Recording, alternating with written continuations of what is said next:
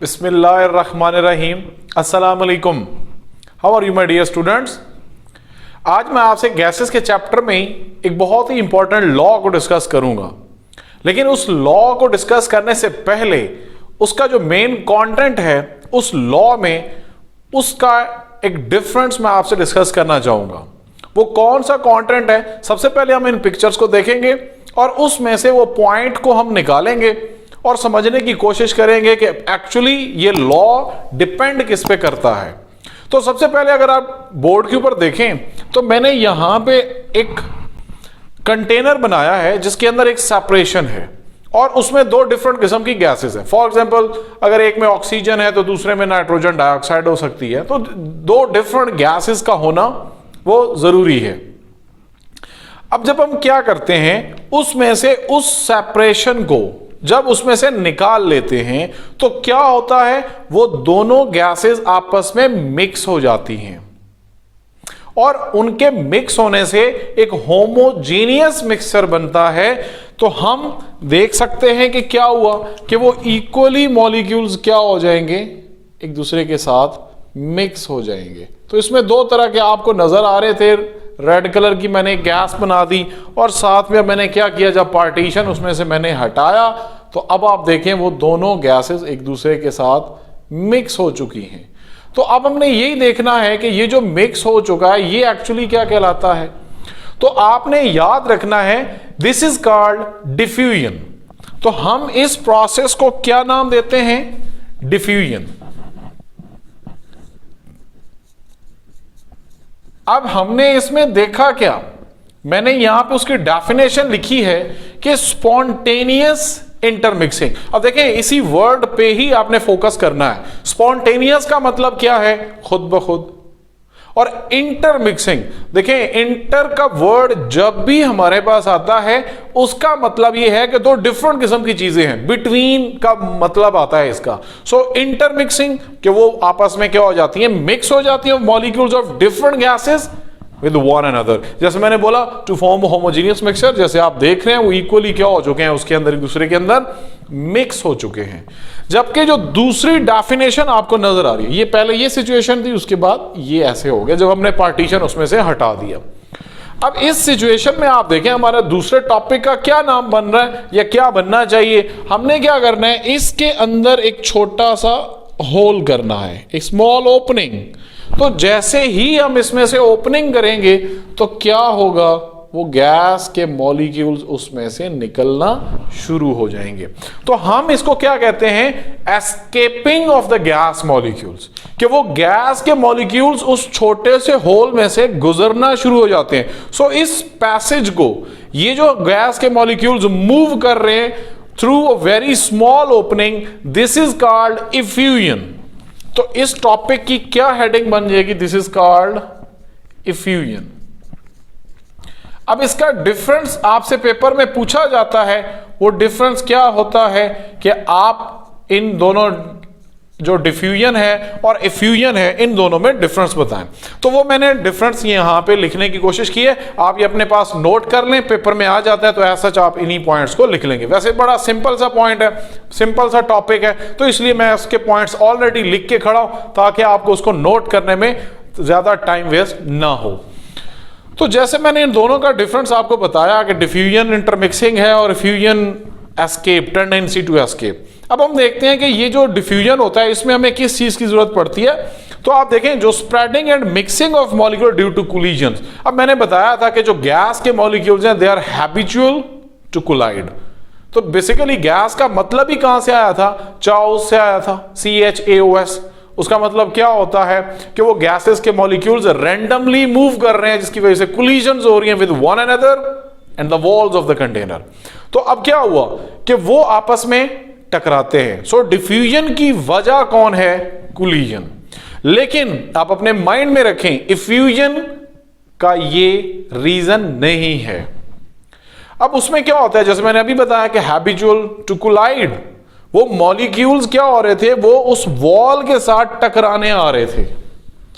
लेकिन क्या हुआ, आगे एक स्मॉल ओपनिंग थी तो वो उसमें से बाहर निकल गया। So this is the big difference between diffusion and diffusion. So इसमें बड़ा क्लियरली आपने लिखना है कि spreading is not due to collision, ये कोलिजन की वजह से ऐसा नहीं हो रहा, but their tendency to escape, बल्कि ये उनकी सलाहियत है, वो हैबिचुअल थे कि जैसे ही वॉल में होल था, जैसे ही वो होल के सामने आए तो मॉलिक्यूल्स वहां से एस्केप आउट, वहां से निकल गए। अब यहां पे एक और चीज भी मैं बड़ी क्लियर करता चलूं, नॉर्मली ये होता है कि हम फॉर एग्जांपल जिस किस्म का भी होल हो तो क्या सारे मॉलिक्यूल उसमें से एस्केप आउट हो जाते हैं? तो ये चीज आप अपने माइंड में बड़ा क्लियर रखें। फॉर एग्जांपल हमने एक, हमारा कमरे का एक दरवाजा है या घर का एक दरवाजा है, तो उसमें से हम नॉर्मल इंसान तो गुजर सकते हैं। अगर हमें कहा जाए कि उसमें से हाथी को गुजारें तो ऐसा तो नहीं हो सकता ना। तो बेसिकली क्या है कि अब हमारे पास वो जो ओपनिंग है वो इतनी तो जरूर हो कि गैस के मॉलिक्यूल्स वहां से गुजर सकें।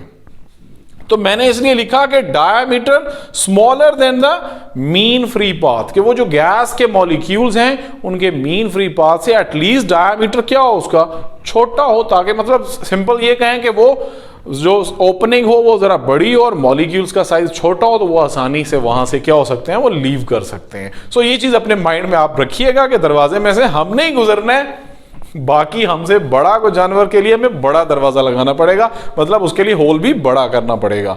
सो the basic difference between due to collision और इस पे इफ्यूजन पे कोलिजन अफेक्ट नहीं करती, बल्कि टेंडेंसी टू एस्केप।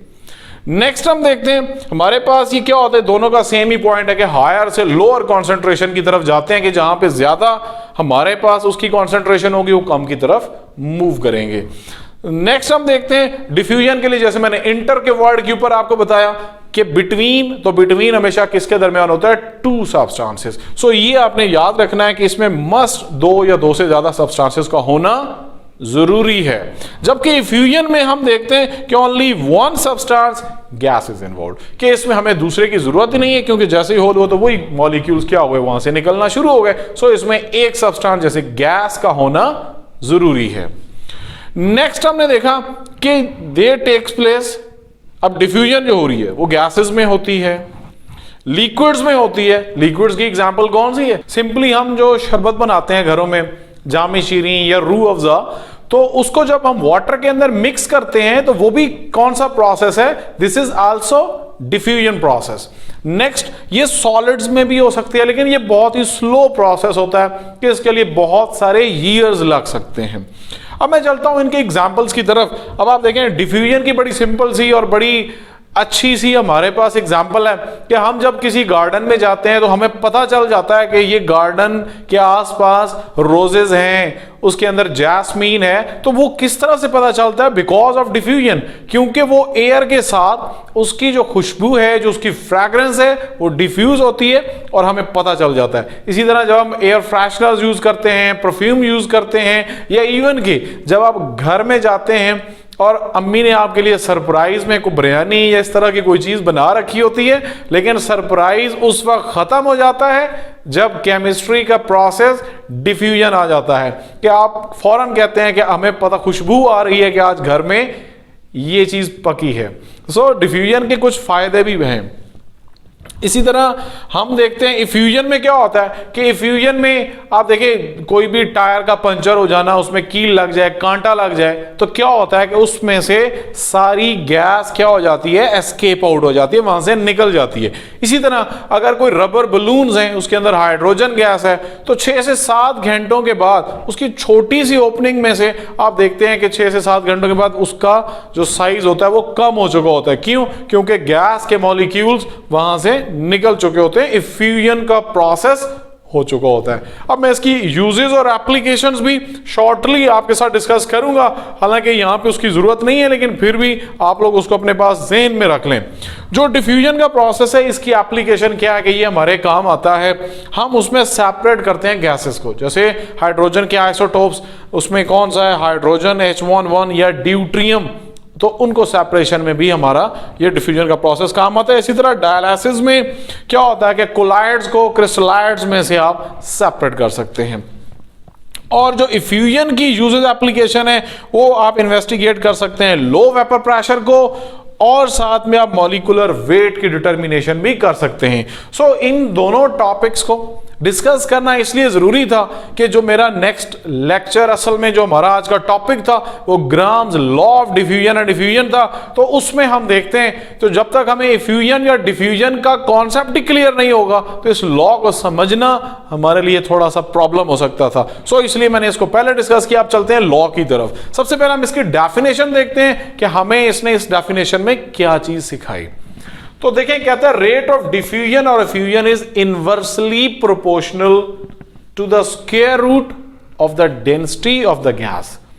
ये कहना ये चाहता है कि जो rate of diffusion, for example this small r is written for rate of diffusion is inversely proportional. अब इनवर्सली प्रोपोर्शनल में क्या होता है कि आपने डिनोमिनेटर में लिखना होता है, तो किसके inversely proportional to the density of the gas, कि जितना गैस की डेंसिटी कम होगी उतनी रेट ऑफ डिफ्यूजन उसकी ज्यादा होगी। इनवर्सली प्रोपोर्शनल का मतलब एक चीज कम तो दूसरी ज्यादा। हम अगर इसको सिंप्लीफाई करें तो R is equal to, proportion को जब रिप्लेस करते हैं तो इक्वल और कांस्टेंट K इनटू क्या आ जाएगा, D आ जाएगा। तो अब आप क्या करें, इस D को ऊपर ले जाएं तो इस इक्वेशन को आप कैसे लिख सकते हैं, R into under root density equals to K। So ये हमारे पास एक्सप्रेशन आ जाता है ग्राम लॉ ऑफ डिफ्यूजन के केस में। अब इसमें अगर मैं डिस्कस करना चाहूं, हमारे पास अगर दो किस्म की गैसेस हैं, फॉर एग्जांपल मैं कहता हूं gas 1 for 2 gases, for example 1 and 2, तो ये हमारे पास क्या बन जाएगा, R1 into under root D1 equals to K, और दूसरा क्या बन जाएगा, R2 into under root D2 is equal to K। अब आप क्या कर लें, इन दोनों इक्वेशंस को डिवाइड करें, उसको रीअरेंज करें, तो हम देखते हैं हमारे पास क्या एक्सप्रेशन बनता है। तो आप देखें इसके अंदर एक चीज आपने अपने माइंड में रखनी है। सो हमारे पास क्या बन जाएगा, R1 over R2 equals to, अब अंडर रूट में ओवरऑल डाल देता हूं, हमारे पास ऊपर क्या आ जाएगा D2 और नीचे क्या आ जाएगा D1। सो ये अपना कॉन्सेप्ट अपने बड़ा क्लियर रखना है कि हमारे पास चूंकि ये लॉ में क्या कॉन्सेप्ट है कि inversely related to one another. अब इनवर्सली रिलेटेड है तो R1 अगर ऊपर है तो D1 नीचे होगा, इसी तरह R2 नीचे है तो हमारे पास D2 क्या होगा, वो ऊपर होगा। अब हम इसी में से एक पॉइंट ये भी फाइंड आउट करते हैं कि जो डेंसिटी होती है, हम ये पहले पढ़ चुके हैं कि density is directly proportional to the molecular mass of the gas. तो हम इसमें क्या लिख सकते हैं कि डेंसिटी की जगह पे हम लोग मॉलिक्यूलर मास भी लिख सकते हैं। तो इस पॉइंट को समझना थोड़ा सा और आसान हो जाएगा। For example R1 over R2 equals to, अब यहां पे हम क्या लिख लेते हैं, molecular mass of one gas and the other one. तो अब इसमें मॉलिक्यूलर मास के पॉइंट ऑफ व्यू से समझना क्यों आसान है, क्योंकि आप देखें पेपर में क्या होता है कि हम चूंकि गैसेस की बात कर रहे हैं तो गैसेस में उनकी मॉलिक्यूलर मासेस को फाइंड आउट करना हमारे लिए प्रॉब्लम नहीं होता। क्यों? क्योंकि molecular mass is a sum of the atomic masses of elements present in a compound, कि किसी भी कंपाउंड के अंदर जो एटम्स हैं उनकी एटॉमिक मासेस को आप ऐड करें तो मॉलिक्यूलर मास आ जाएगा। तो हम यहां से क्या सीख रहे हैं कि जितना हैवियर गैस होगी उतना रेट ऑफ डिफ्यूजन उसका कम होगा। इसी तरह जैसे क्लास में कुछ बच्चे बहुत हेल्दी होते हैं, कुछ बड़े स्मार्ट होते हैं और बड़े एक्टिव होते हैं, तो हम क्या करते हैं कि हम कहते हैं आप दोनों की हम कंपटीशन कराते हैं, रेस कंपटीशन। तो डेफिनेटली आप बताएं कौन जीतेगा?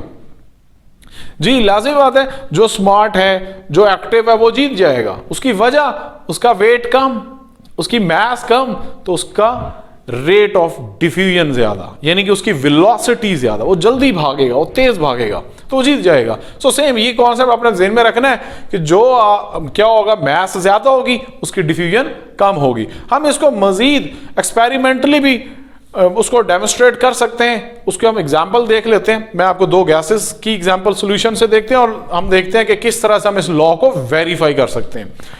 फॉर एग्जाम्पल मैंने आपके सामने एक ट्यूब बना रखी थी, ये ग्लास ट्यूब है, शीशे की ट्यूब है, इसकी दोनों जो एंड्स हैं वो ओपन हैं, वो खुले हैं। हम क्या कर लेते हैं कि हम दो कॉटन के पीस लेते हैं और उनको हम क्या करते हैं, डिप करते हैं इन डिफरेंट सॉल्यूशन। तो हम एक कॉटन प्लग जो होगा उसको हम क्या करेंगे, अमोनियम हाइड्रोक्साइड के सॉल्यूशन में डिप करके इस ओपनिंग के ऊपर रख देंगे। तो ये हमारे पास क्या है, solution of ammonium hydroxide. Basically ये सोर्स किसका है, अमोनिया गैस का।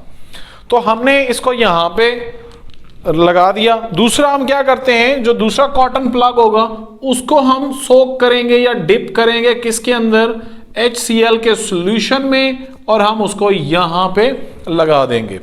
अब सबसे पहले क्या होगा कि ये जो दोनों हमारे पास ये HCl का सॉल्यूशन और वो NH3 का सॉल्यूशन, ये वहां से पहले उस कॉटन प्लग को छोड़ेंगे, वहां से एस्केप करेंगे, और जो उसके दरमियान में एयर है उसके साथ डिफ्यूज करेंगे। और डिफ्यूजन करेंगे, हमें अब ये आपस में कहां पे डिफ्यूज होते हैं उसकी आइडेंटिफिकेशन कैसे होती है, वो हमारे सामने हम उसको यूं देखते हैं कि हमें जो नजर आता है वो वाइट फ्यूम्स नजर आते हैं। अब ये वाइट फ्यूम्स किस चीज के बने, ये अमोनियम क्लोराइड के बने। तो आपने याद रखना है कि एक्चुअली ये रिएक्शन क्या होता है कि जब हमने HCl और अमोनिया गैस को आपस में मिलते देखा तो हमने क्या देखा, फॉर्मेशन ऑफ अमोनियम क्लोराइड, जो वाइट फ्यूम्स हमें नजर आ रहे थे। अब आप देखें इसके अंदर हम देख लेते हैं कि कितना कितना, चूंकि ये 100 सेंटीमीटर की लॉन्ग ट्यूब थी, अब उसने कितना डिस्टेंस कवर किया, हम ये डिस्टेंस यहां पे लिख लेते हैं। तो इसने जो हमारे पास डिस्टेंस कवर किया वो है हमारे पास 59.5 सेंटीमीटर, ये गिवन है आपकी बुक्स के ऊपर। और जो HCl ने डिस्टेंस कवर किया वो 40.5 सेंटीमीटर। तो अब आप देखें हमारे पास इन दोनों ने इतना इतना डिस्टेंस कवर किया। अब हम देखते हैं कि जो हमने यहां पे रेशो लेनी है वो वेलोसिटी ऑफ गैसेस बेसिकली होती है, रेशो वेलोसिटी ऑफ गैस वो इक्वल होती है ratio of the distance covered. अब इन्होंने कितना कितना डिस्टेंस ट्रेवल किया, इसने 59.5, इसने कितना किया 40.5। तो हम उस इक्वेशन को किस तरह से लिख लेंगे, अब आप देखें हम फॉर एग्जांपल लिख रहे हैं RNH3, यानी कि उसने जो हमारे पास अमोनिया गैस थी उसने कितना डिस्टेंस ट्रैवल किया, कितना उसका रेट ऑफ डिफ्यूजन था, और डिवाइडेड बाय हम क्या लिख लेते हैं दूसरी गैस को। अब जो मैंने कॉन्सेप्ट अभी थोड़ी देर पहले आपको दिया तो वो आपने क्या कर लेना है, उसको बड़ा ख्याल करना है आपने। अब ऊपर मॉलिक्यूलर मास किसकी आ जाएगी, HCl की, और नीचे किसकी आ जाएगी, अमोनिया की। तो अब आप देखें जो हमारे पास रेट ऑफ डिफ्यूजन है वो डिस्टेंस ट्रैवल, हम उसकी जगह पे अमोनिया की जगह पे ये लिख लेंगे, कितना है हमारे पास 59.5, और जो HCl का है वो कितना है 40.5। अब जो मॉलिक्यूलर मास है, चूंकि मैंने आपको बताया मॉलिक्यूलर मास फाइंड आउट करना इजी है, तो हम यहां पे दोनों का मॉलिक्यूलर मास फाइंड आउट कर लेते हैं। तो अब आप यहां पे देखें क्या हो जाएगा, molecular mass of HCl, hydrogen की मास कितनी होती है 1, Cl की कितनी है 35.5, तो ये हमारे पास कितना हो जाएगा 36.5 ग्राम पर मोल। और हमारे पास मॉलिक्यूलर मास ऑफ अमोनिया कितना हो सकता है, तो देखें अमोनिया में नाइट्रोजन का 14, हाइड्रोजन का 1 और 3 हाइड्रोजन कितने हो जाएंगे 3, 14 + 3 कितना हो जाएगा 17 ग्राम्स पर मोल। अब आप ये वैल्यूज पुट कर लें, हमारे पास ऊपर HCl है तो क्या आ जाएगा 36.5 डिवाइडेड बाय 17, और इनका क्या ले लें अंडर रूट। अब आप क्या करें, दोनों तरफ स्क्वायर ले लें, स्क्वायर अंडर रूट कैंसल हो जाएगा, इसका स्क्वायर आ जाएगा और आप उसका आंसर निकाल लें। तो वो आंसर जो हमारे पास आता है वो कितना आता है 1.45। तो वो चूंकि दोनों कांस्टेंट की वैल्यूज थी, डिफरेंट गैसेस, वो किसकी इक्वल आता था, K की इक्वल आता था। अगर वो दोनों इक्वल हैं तो हम इसे क्या डिड्यूस करते हैं कि दिस लॉ इज वेरीफाइड, कि ये लॉ हमारे पास क्या हो चुका है, ये वेरीफाइड हो चुका है।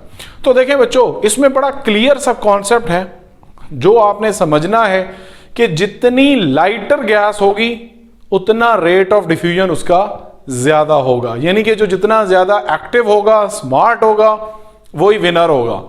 जैसे देख लें अब अमोनिया की कितनी मास थी 17, तो उसने कितना डिस्टेंस ट्रैवल किया 59.5। अब जो HCl है वो उससे हैवियर है, 17 से हैवियर है 36.5, तो जिसकी मॉलिक्यूलर मास ज्यादा है उसका रेट ऑफ डिफ्यूजन भी क्या है वो कम है, क्योंकि हमारा कॉन्सेप्ट क्या था कि जो हमारे पास रेट ऑफ डिफ्यूजन है वो इनवर्सली प्रोपोर्शनल है किसके, डेंसिटी या मॉलिक्यूलर मास के। तो इसमें हमने यही सीखा कि हमारे पास जितनी लाइटर गैस होगी उतना रेट ऑफ डिफ्यूजन ज्यादा होगा। तो बच्चों आप भी अपनी जिंदगी में इसी तरह से एक्टिव रहें, स्मार्ट रहें, ताकि आपका रेट ऑफ डिफ्यूजन ज्यादा हो और आप आगे से आगे बढ़ते जाएं। लेकिन अगर आपने सुस्ती की, आप अगर लेजी रहे, तो ऑटोमेटिकली आप इनएक्टिव हो जाएंगे, आपका मास बढ़ जाएगा। तो जब मास बढ़ जाएगा तो रेट ऑफ डिफ्यूजन पे अफेक्ट करेगा। मेरी ये दुआ है कि अल्लाह ताला आप सबको एक्टिव रखें और ज़िंदगी में आने वाले हर इम्तिहान में आपको कामयाब रखें। अपना बहुत ज़्यादा ख्याल रखें। Thank you so much. अस्सलाम वालेकुम व रहमतुल्लाह व बरकातुहू।